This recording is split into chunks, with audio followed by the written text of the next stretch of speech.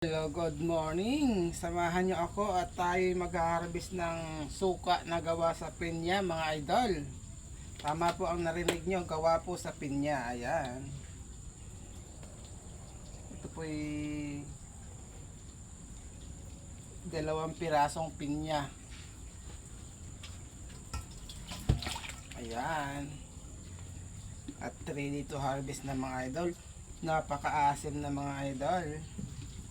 Ayan, ito yung isang buwan ko lang pong binuro. At pwede na natin tong harvestin. Ito yung ating pipigain lang, mga idol, ng sa pisnet. Ayan. At andito na yung ating mga gamit. Ayan, pangsala. Ito.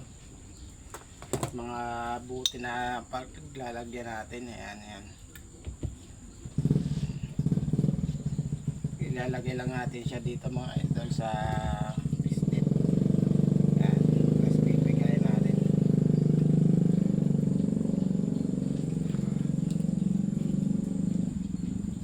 Yan, mga idol, oh. Purong katas po ito ng pinya, mga idol. Napakarami nito at napakaasim.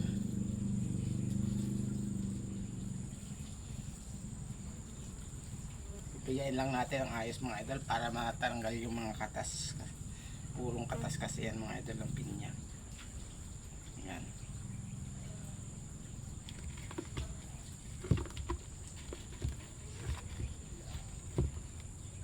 Ganun lang, mga idol. Hanggang sa matapos nating pigain to, mga idol. Sundan nyo lang ang aking ginagawa, mga idol. Ayan, thank you mga idol, ha. Ito na lang. Thank you, bye bye.